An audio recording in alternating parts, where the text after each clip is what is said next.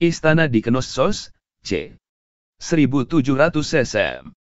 Sebuah petunjuk tentang keberadaan sistem penulisan gambar di tanah Yunani. Pada tahun 1890-an, sejarawan Inggris Arthur Evans menemukan beberapa anjing laut tanah liat kuno untuk dijual di Athena. Mereka berasal dari pulau Kreta di Mediterania yang relatif belum dijelajahi, dan bagi Evans mereka menawarkan petunjuk yang menggiurkan tentang keberadaan sistem penulisan pertama di Eropa. Mengikuti anjing laut ke sumber Kreta mereka, Evans memutuskan untuk menggali sebidang tanah yang menjanjikan di Knossos, di utara pulau, di mana dia menemukan kompleks istana yang luas. Ikonografi istana berpusat pada pemujaan banteng, termasuk lukisan dinding yang menggambarkan olahraga melompat banteng. Evans menamai peradaban itu, Minoan, setelah Raja Kreta Minos, yang, menurut legenda Yunani membangun labirin untuk menampung Minotaur, makhluk setengah manusia setengah banteng yang menakutkan. Dalam prosesnya, Evans menemukan bahwa orang Minoa memang menemukan jenis alfabet awal, yang disebutnya linear A. Periode istana. Suku Minoa adalah orang-orang yang tidak diketahui asalnya, mungkin dari Anatolia, yang menetap di Kreta pada era Neolitikum, sekitar tahun 7000 SM. Mereka bercocok tanam, menggembalakan domba, dan beribadah di gua-gua, di puncak gunung, dan di mata air, tetapi pada tahun 2400 SM mereka mulai membangun kompleks istana yang besar. Pada tahun 1900 SM, dalam apa yang dikenal sebagai periode megah peradaban Minoa, istana di Knossos, Phaistos, Malia, dan Chania telah dibangun dalam bentuk yang sangat mirip, dengan istana di Knossos menjadi yang terbesar.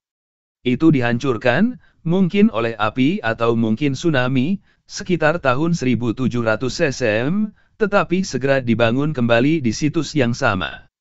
Pada puncaknya, sekitar tahun 1500 SM, istana Knossos dan kota yang tumbuh di sekitarnya seluas 185 akre, 75 hektar, dan berpenduduk hingga 12.000 jiwa. Istana Minoan semuanya memiliki pelataran pusat yang besar, diapit oleh banyak bangunan dengan bilik, dan sangat dihiasi dengan lukisan dinding flora dan fauna. Di majalah, gudang, yang luas, para penguasa yang mungkin memiliki peran ganda sebagai pendeta raja atau pendeta ratu mengumpulkan banyak komoditas untuk didistribusikan kembali.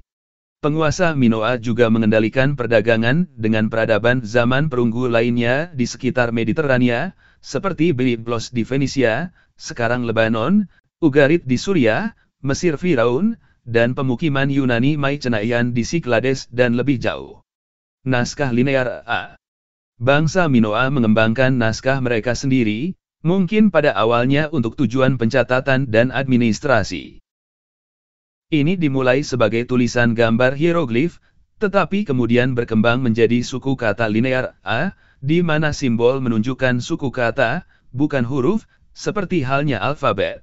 Bahasa Minoa seperti yang tercatat dalam aksara linear A tetap tidak dapat diuraikan hingga hari ini, tetapi sekitar tahun 1450 SM bangsa Minoa diserbu oleh Mycenaeans dari daratan Yunani, yang mengadaptasi aksara Minoa menjadi linear B, yang digunakan untuk menulis bahasa Yunani kuno. Tidak lama setelah Mycenaeans menginvasi Kreta, peradaban Minoa runtuh total. Namun, warisan tulisan Minoan tetap hidup melalui hubungannya dengan alfabet Fenisia, yang pada gilirannya akan menjadi dasar alfabet Latin, yang digunakan di banyak bagian dunia saat ini. Cakram Phaistos ditemukan pada tahun 1908 di reruntuhan istana Minoan di Phaistos, Kreta Selatan. Piringan Phaistos, ditunjukkan di atas, terbuat dari tanah liat yang dibakar dan lebarnya sekitar 6 inci, 15 cm, dicetak dengan simbol dalam aksara yang tidak diketahui. Meskipun bertanggal 1700 cm, itu dibuat dengan menggunakan teknik pencetakan balok kayu, yang diperkirakan tidak ditemukan selama sekitar 2000 tahun lagi, di Cina, menjadikan cakram itu salah satu misteri arkeologi yang hebat. Simbol-simbol tersebut, Banyak di antaranya dapat dikenali sebagai benda sehari-hari, disusun dalam bentuk spiral dan dibagi menjadi kata-kata dengan garis vertikal. Beberapa ahli telah menarik kesejajaran antara simbol-simbol tertentu dalam hieroglif Kreta dan linear A, menunjukkan bahwa tulisan pada cakram tersebut mungkin merupakan bentuk yang diuraikan dari aksara Minoan yang ada.